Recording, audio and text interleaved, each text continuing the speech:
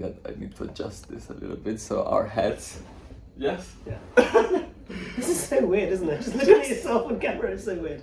But to be honest, like I tend not to look at. Yeah, look at each other. Yeah, yeah. I think that Into your eyes. Gazing into your eyes. That's also quite weird. similar eyes, you know. I wish I had your hair though. But you can, you know. Can I? You can grow it. Oh, no, I can't. No. I'm trying, Marcos. I'm trying so hard. You know, that's the beauty of working in the beauty salon division. You got great hair. No, but there's not. Have you seen Mitch? He's bald. Oh my god. I didn't realise Mitch has worked here for 40 years. Yeah, that's Oh, amazing. you should do Mitch.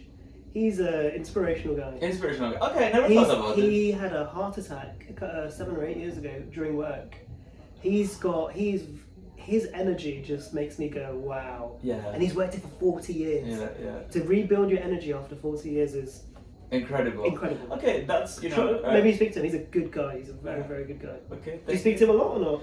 No, but I think that it's one of those relationships that somehow I feel closer to him, even though we don't really work together. But I think that his energy, he's got energy about him. He made me feel part of his team somehow, and the other way around. So I feel that I can reach out to him and say, hey, you should. You know, he's very inspirational. I spent 5 minutes just talking to him randomly yesterday, and I speak to him quite a lot whenever I see him, and he's just full of energy. Okay. I wish I had that much energy. But you have. And not as much as I can be cynical sometimes. Whereas he's not cynical at all. He's like just full of optimism. Okay. But you too, you know, I think like that's why we met. Yeah, you know? Yeah. Very, you know, hey, and then, you know, suddenly this happened. Yeah. Okay, cool, alright. Well, thank you so much for being here. I really appreciate, you know, the support that you're willing to put out there to others. So my name is Marcos, co-founder of Find Your Flow. I'm here with Anjun today. He has taken the time to sit down with us in this moment, you know, in time. To begin with, it's going to be perfectly imperfect. There has been not too much preparation about the topic. Zero. And I think that we want to be as spontaneous as possible. So, yeah, perfectly imperfect. And the intention, the reason why we're sat here, and the reason why also Anjun wanted to be part of, is because we want this moment to serve as a support or an inspiration to anybody else that might be out there, either for now, or tomorrow, or in 3 months' time, 3 years' time, in any given point in time.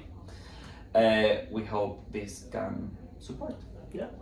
Thanks for having me, Marcos. No. Thanks for you for taking the time and for willing to be part. Thanks for thinking of me. So I'm hoping, even if one person gets something from it, it's worth doing, right? Yeah. That's the idea, right? Absolutely. I think that whatever happens, you know, because we don't know, we live in a world that it's impossible to predict what would happen. But our intention is clear. So, because have you heard of that? I'm sure you've heard of it, but you know that good deed thing. No. Where if you do one good deed for one person, or for 2 people every day, for 2 people, think about the knock, and they do the same, and you say to them, hey, look, I've done a good deed for you today. Go and do a good deed for 2 other people. You think about one person starting it and the ripple effect it has. So I guess this could be the same. You know, one person could hear it, and then they might share it with somebody else. So, well, if it's useful, it might not be useful. So let's see. Let's wait and see. You know how. Let's wait and see. I'm pretty sure, you know, just by you being sat here and then create this moment in time is already, you know, something that I never thought of, you know, that this would happen. So thank you. Thank you. All good. Let's go with the flow and let's see what happens. So, okay, so there's not too much preparation. If you can tell us more about you, because again, we know each other. You know, you're very happy, optimistic, you know, running around the office, but we haven't really properly met and talked about, you know, life in general. So if you can guide us through, you know, how did you end up being in the position that you are today? What has been your journey? And then we can take it from there. So my name is Anjun. My current role is the Vice President of Global Sales, Strategy and Development for Molton Brown. It's a very big title, but it sounds more snazzy than it is. So effectively, I look after some of the sales channels at Molton Brown. I work on digital, and I also look after merchandise. So I've got a really broad global role. I love my job. I love the organisation. I love the culture. I love the people. Yeah, we kind of get the same kind of vibes, right? That's exactly what you said, Marcos. we kind of spoke in the office because we had very similar kind of, we were quite positive, high energy. And to be honest, sorry to interrupt, That's when you look at your title, for example, in my previous experience, I would expect like someone very serious or someone like untouchable or someone that, but I think that you are very grounded and very open, very smiley, very optimistic, which is something that inspires me. In my journey, I believe in that type of leadership. But I think that it has not been the common thing that I have come across. So yeah. And it comes with pros and cons, doesn't it? And maybe I'll explain a little bit about how maybe I've ended up there. But definitely ends up some of those traits can have pros because you can reach out to more people, you can speak to a lot more people. You end up connecting with people who maybe you wouldn't have day-to-day contact with. And actually, my title says vice president, but I'm just another employee of the organisation. I'm not more fancy or knowledgeable than any other person. So actually, if I speak to somebody else who's just come into the business, I might learn something.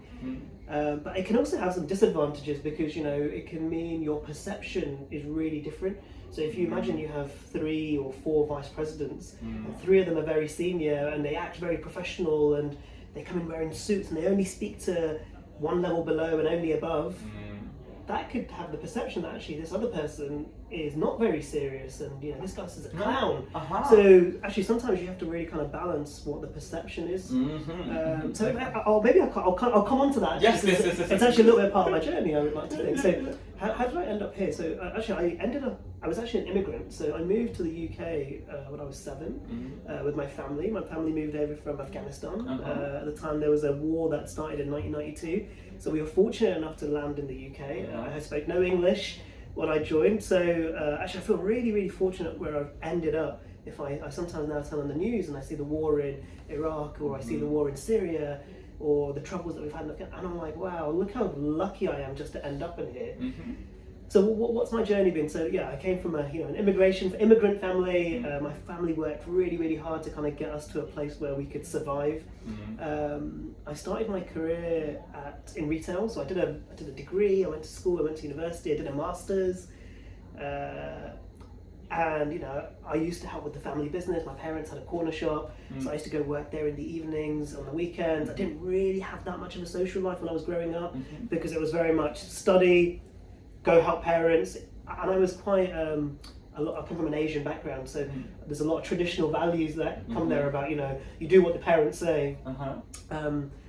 So I finished university. I finished my masters, and actually the first recession had hit, the 2008 recession had hit, and I did my masters in something very fancy called corporate real estate strategy and finance. And I thought I wanted to go become a surveyor. When I'm working for one of the big firms, and actually the financial crisis hit. I couldn't get a job. I could not get a job at all. And I went to a pretty good business school. I went to the 3rd best business school in the country. Okay. So I ended up in retail. I ended up working on the shop floor in Superdrug. As an assistant manager, I worked my way up to a store manager. And by default, one day, the HR director lived near my store. And she came into the store and I just started talking to her. Didn't know she was the HR director. And she was like, what's your journey? Why are you here? How are you here? And I was like, oh, this has happened. And she was like, look, I don't really feel like this is where you belong. I feel like actually this environment doesn't look like where you're excelling in the best. I mean, I loved it, by the way. The shop floor was incredible. It was very, very high energy, but it was very, very hard work. You would go home and you'd be like, I'm shattered every day because you'd be breaking deliveries, you'd be coming in at 5 o'clock, going home at 10. So she set me up with this interview to kind of move to head office, and my first role was being like a buying assistant at Superdrug. And I worked there for a long time. Actually, I worked there for 7-8 years, and I kind of moved up the tiers. And I was very lucky that I had really good bosses. So actually, that's one of my first kind of big things to take away. Is it's really important to have good people around you. It's you don't get success from just your hard work. Yeah, of course you need to work hard and you need to be a good person, but you need to have good people around you. So I was really lucky that I had a real good boss who really guided me through the navigation of what it needs to come, what skills I needed, and I had a real good wider team that helped me become a better person and a smarter person and a bit more, really kind of grounded. I met my wife there, so I worked there for a long time. Oh so my God. I was institutionalized at Superdrug. You could, and the time, you could cut my blood and it would bleed pink. So I mean, I loved working there. Then I worked in other places. I've worked at Dixon's and I've worked at Tesco's. So I've worked at big box retailers.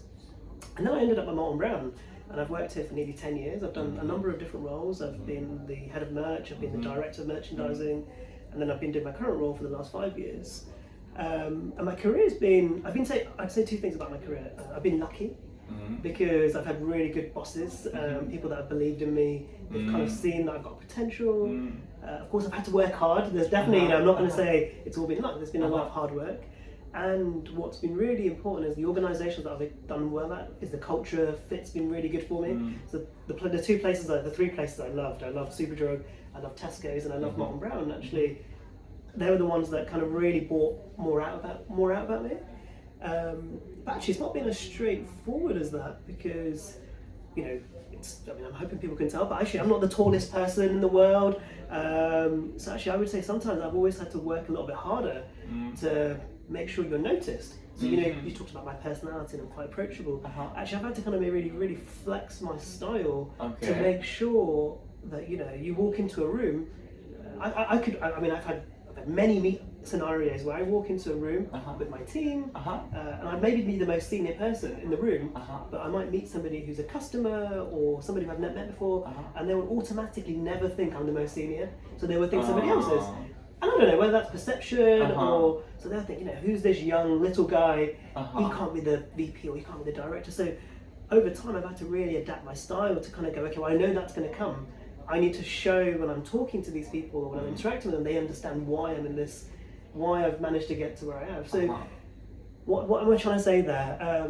Yeah, sometimes your personal challenges should enable you. I think they should enable you to maybe change how you react. So I would say I've turned that into an advantage. Now I think, because I'm the littlest guy in the office, everyone knows me because I'm going around talking to everyone, I've created a bit of a personality for myself. Yes. That's an advantage. Absolutely. I think that's an advantage. Yeah. Whereas 15 years ago when I first started my career, I would have been, you know, I would have come into a room, I'd have been super quiet, I would have been unconfident because I know I'm the littlest guy in the room. People are probably thinking some of these things, and they would kind of knock your confidence. Absolutely. So you have to kind of really reverse it and go, right, okay, well, how am I going to turn this into an advantage? How am I going to make sure that I make the most of this? So because I'm being noticed in the room for being, okay, well now I want to make sure I take that and move it to, wow, this guy really knows what he's talking about, if that makes sense.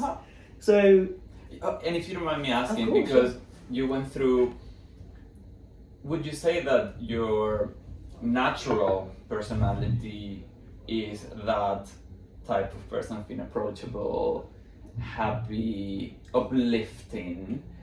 Would you say that? Yeah, I would say it is now. Okay. But I would say that's something that's evolved over time. Like, you know, if I look at myself, I mean, I'll give you a little story. Yes. Maybe this is a bit too much, but when I first started my career, when I was 17, I was a very timid child. Even as a teenager, I was very timid. I mean, you would say boo and I would be like, oh! Same. Yeah, so when I was 17, my dad got me an interview to go work, because I couldn't get a job because I was so timid. So he got me an interview with a friend of his to go and work in Poundland, which is like a discount retailer, and it was an hour's journey away from my house, and I had to go on the train on my own. So I got on the tube, and you get on the Piccadilly line. It's really busy on a Friday afternoon. It's moving around, and it's I'm like sat there going, God, I'm going for an interview, and the train shudders, and I fall over onto someone's lap. Okay. Like, this is like my first time going for an interview, right? And I was like mortified because you fall into someone's lap. It's so embarrassing. I got to the interview, and I don't know what happened, but I was just so upset that actually I couldn't actually do the interview. I couldn't actually go in because I was so unconfident. In my mind, I was like, this guy's never going to give me the job, so I didn't even bother going in. So, I mean, luckily my dad was like, okay, well look, go back. He managed to get me a second attempt, so I went back and I got the job. But yeah, for the first 17, 18 years of my life, I was super timid. If I came into the office, I'd be like, if this was me when I was 17, 18, 19 years old, I would come in and sit down and not speak to anybody. So over time, I've probably changed a lot. And some of it is confidence builds confidence. And it's all in your mind, Exactly. I really believe, I'm a big believer it's all in the mind. If you can think you're a confident person and you can portray that, you can. Yeah, and to answer your question, I'm now naturally, wherever I go, I'm like, hey, who are you? What do you do? Because actually, I find like that gives me energy. I realise that people give me energy now. Okay. Whereas okay. before, I'd be like, oh, I don't want to speak to somebody because I'm a bit nervous. So, yeah. Okay.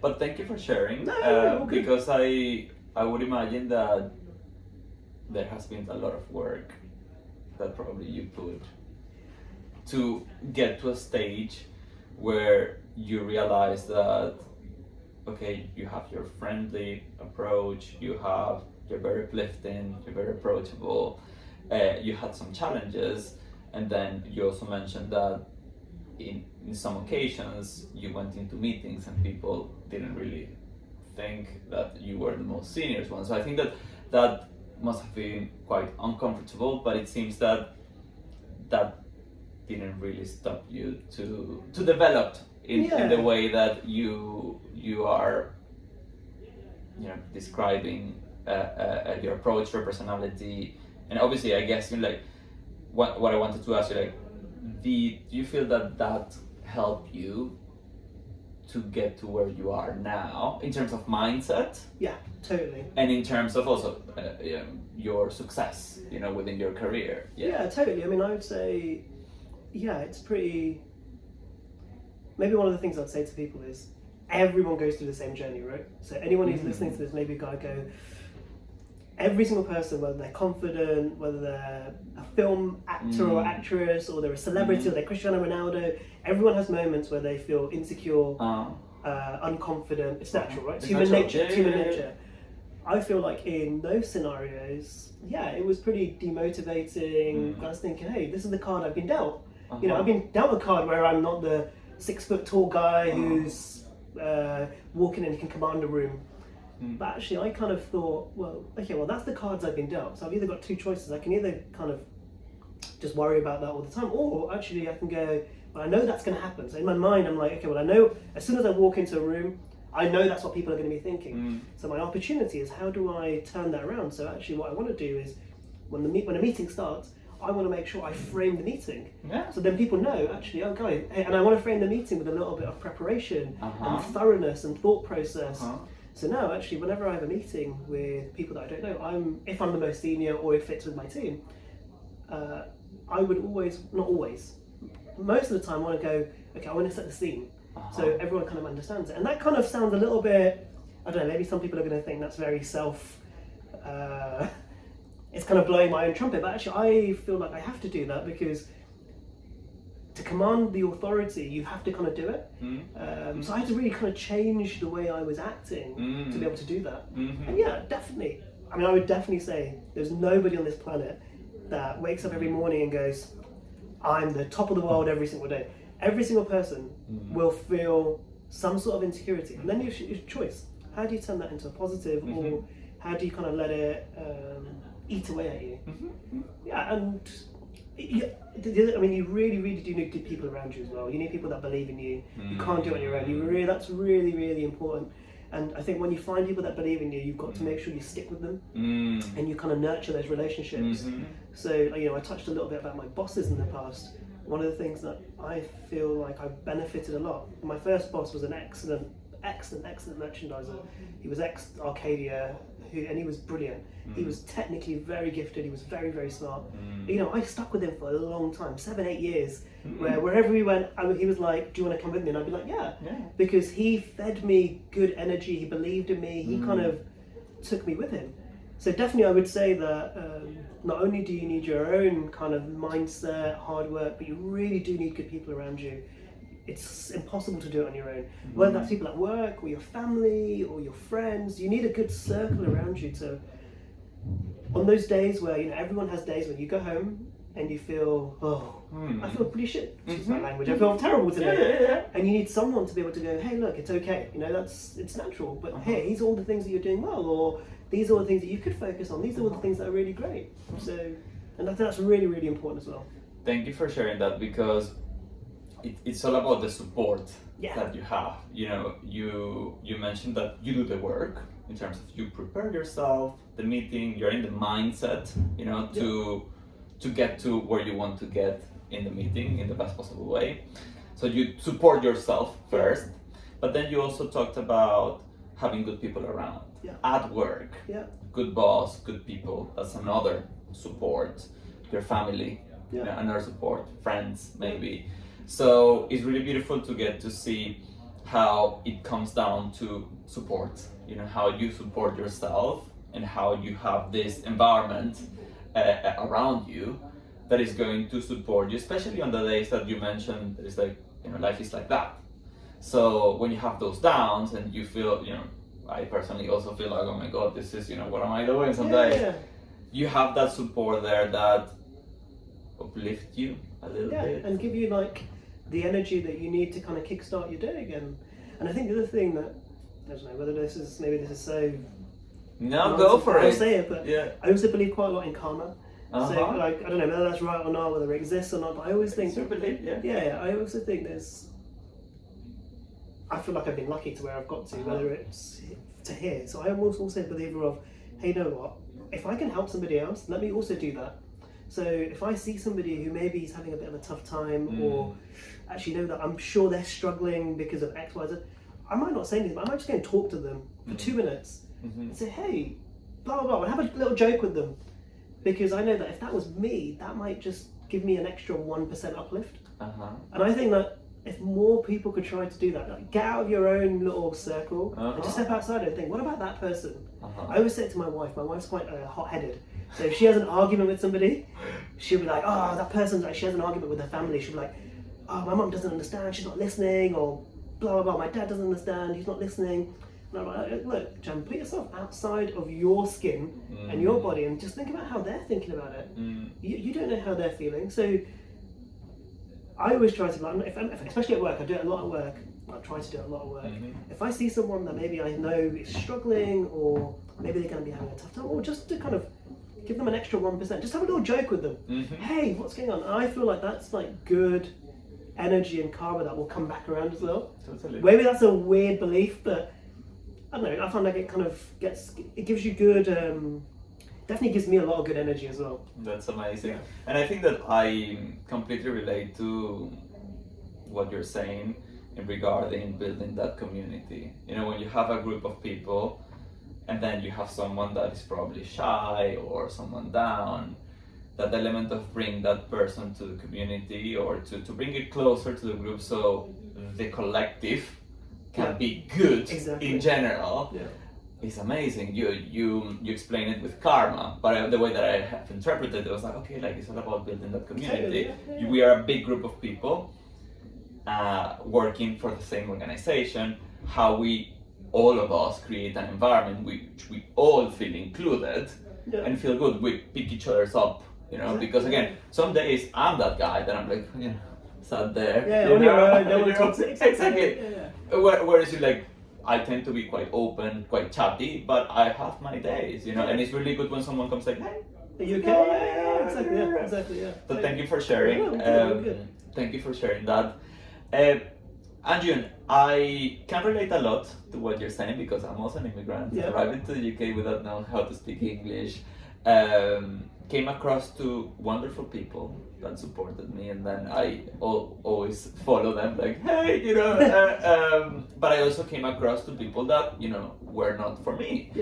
That element of, on your journey of emigrating, then at times feeling insecure, developing your confidence, luckily meeting people and being aware that you had good people around you, because sometimes you are not aware, you can go through life and then you end up being in that situation, but it seems that you were aware that this person believes in me, this person uplifts me, give me energy.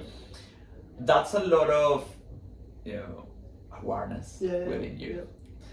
How did that happen, especially when talking about mental health, because your journey, as most of the journeys are like this, but you shared a bit more today. So how did you develop that muscle of awareness, especially in the early days? And if you feel comfortable, how was your mental health journey as you were going through those learnings? I guess on the awareness part, it's probably been it's a bit tricky, like everyone.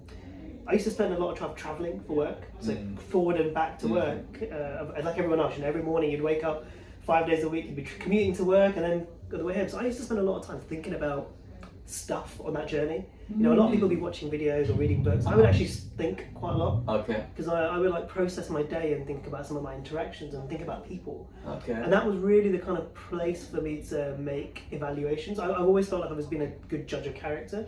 So I don't know whether that's instinct or natural or that comes from my parents, whatever it is, I've always felt that. So then what I would do is I would kind of think about my interactions with people and go, well, was that a good interaction, bad interaction? Did they mean that? Did they not mean that?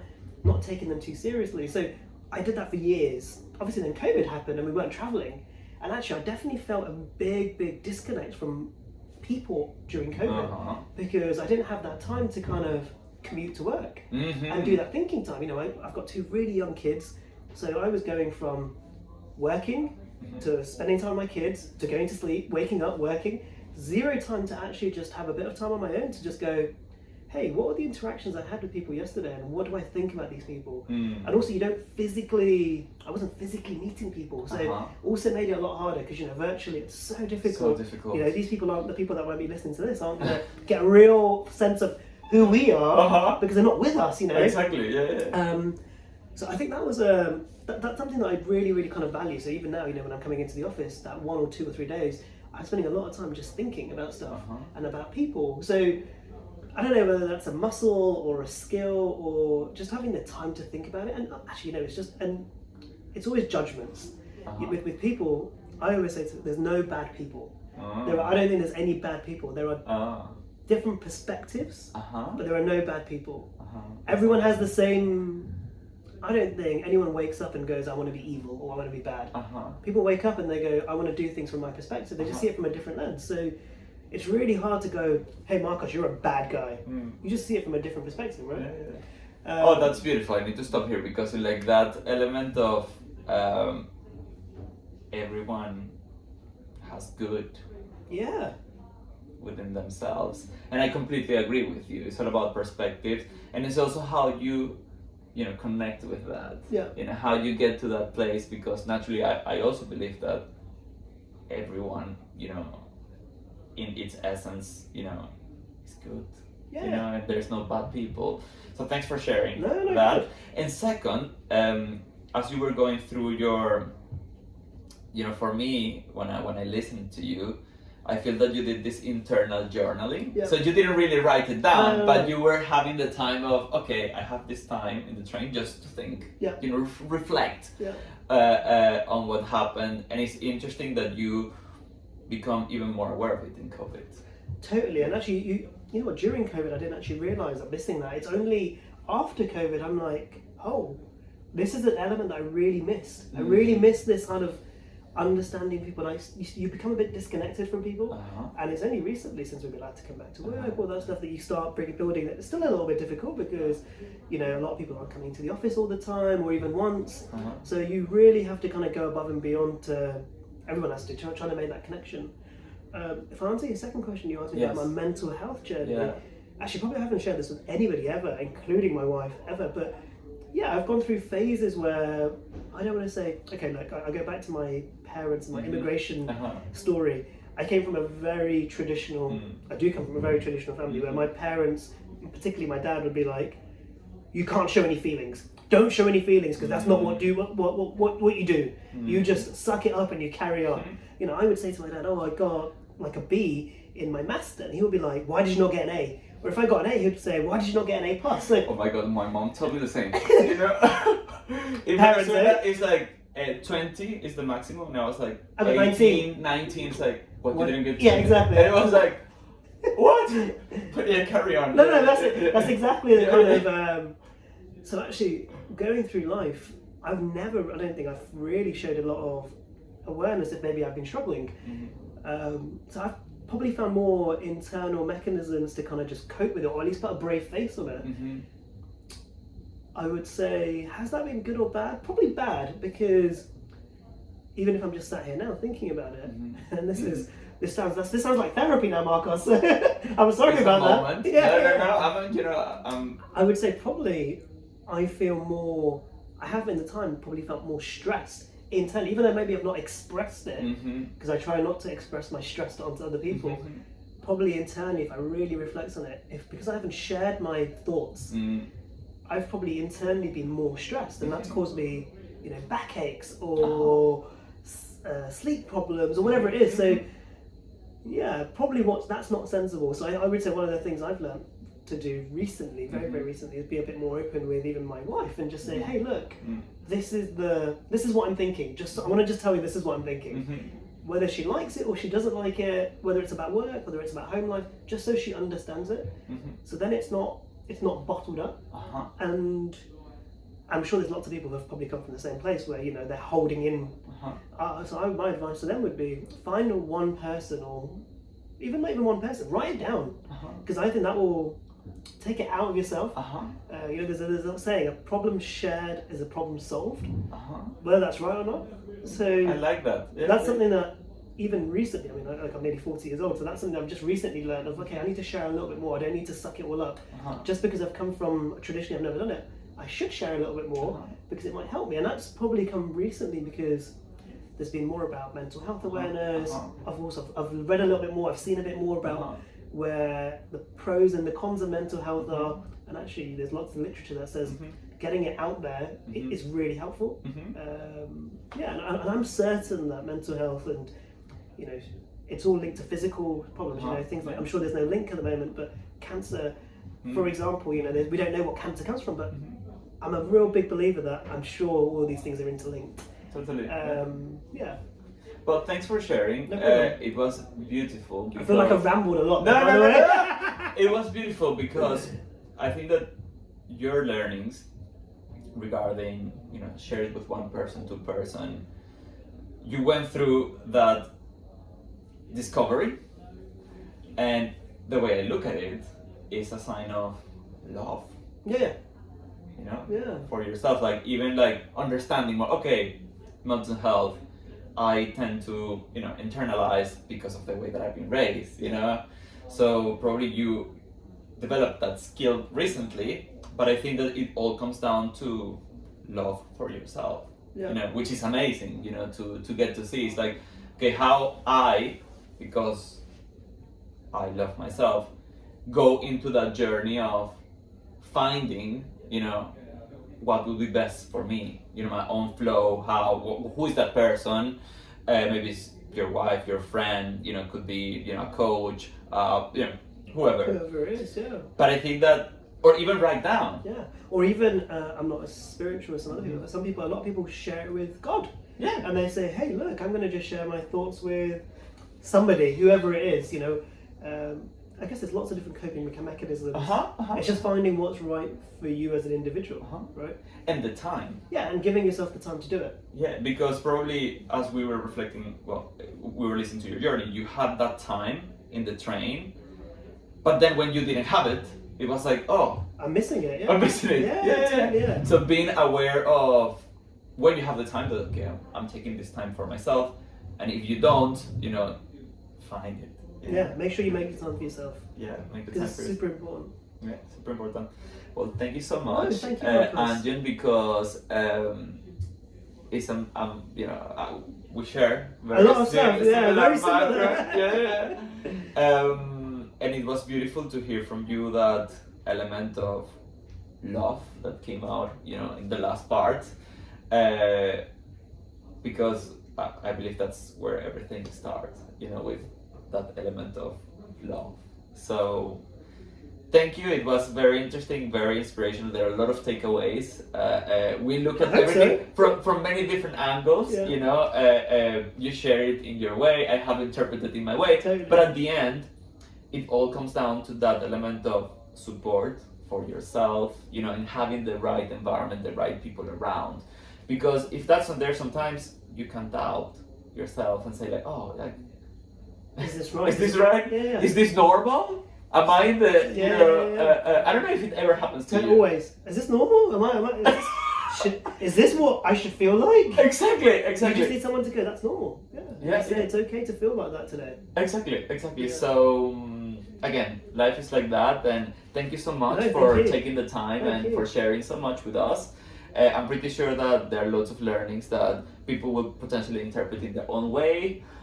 Because we're quite, wide in the way that we looked at it from different angles. What did you say? It was perfectly imperfect? 'Cause there was no Perfectly preps? perfect. Like, this was the objective, and honestly, thank you so much, because people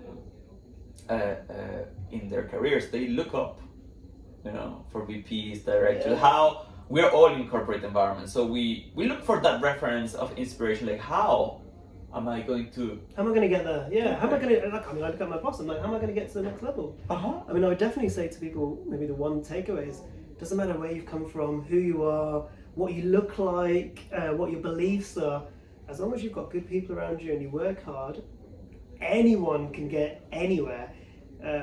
I mean, I could never have thought that someone like me could work for a beauty business to the level that I've got to. Never have I imagined it, never. But it's possible. It's possible. It's totally possible. And last bit, because I was quite inspired to, on that moment when this HR person came to talk to you to the shop, do you feel that element of randomness also helped you a lot? Oh, I mean, I was so lucky, but I was definitely lucky, and it was, I was lucky because she lived in the local area, and I guess part of it was luck, but also part of it was my personality of, hey, I'm just going to speak to somebody, and I just started speaking to her as a normal customer. I was like, oh, hey, blah, blah, and I didn't know she was the HR director, so the randomness was luck, but it kind of, my personality probably drew her to me. Yeah, intertwined. Yeah, exactly. Yeah. I mean, that was the big thing in my career. Like, if that moment, and I very recently, it's funny you say this, probably about 6 weeks ago, I wrote to her. I wrote her an email because she left Superdrug and I lost contact with her. And I wrote her an email on LinkedIn and I said, hey Joe, I just wanted to let you know that the moment that I had with you totally changed my life. And this is where I am now. And she wrote me back this lovely message. And I was like, I bet you don't even remember me because it was so long ago. And she's like, no, I really do remember you. I remember the blah, blah, blah, blah. And yeah, she was really, really kind. But yeah, I kind of wanted to say that to her. I said, hey, look, your one action changed my life. Because if I hadn't met her, I probably wouldn't have been saying, hey, I could have been, I don't know what I would have been doing. But yeah, definitely. And I just thought, I was thinking about it and I was like, I should really write to her to just tell her. Because I'm sure that's going to make her feel good. And she's going to know that what she did was amazing. And she's written a book, not about that, but she's written a book about, she's an HR director, of course, and she wrote a book around different characters and personalities and their belonging. And so she was one of these people that was very, her thinking was quite out there anyway. So she was a very, very smart lady. But thank you for sharing, because sometimes we don't have to have an agenda. We just need to talk to random people and the right opportunity would come to you. Of course, like you need to put yourself out there as you are. But that element of luck and randomness, like this person, and it's really beautiful that you took the time to write to her. Yeah, because it's important, right? I said to you earlier about I believe in karma. I mean, that's like a little bit of karma. That was like good karma for me. Yeah. Because, if that hadn't happened, I would have just never met her and never moved up to head office. I would have never met my wife. I would have never had my kids. So that one action really changed the course of my whole life. So actually, me writing to her for 2 minutes and just saying, hey, just really wanted to thank you. It definitely made I thought it was going to make a bigger impact on her by me just telling her that, and she would have been proud of. And she's like, that's finished now. I'm really proud of where you've got to. Great job. So yeah, absolutely. I owe her actually. I owe her a drink at least. No, but amazing, like that you did it and you practice it to reach out to people too, because it's saying to me like there are people in my life in Venezuela, where I come from, here in London, that because of that element of randomness, I get to be here next to you. Otherwise, this would never have happened,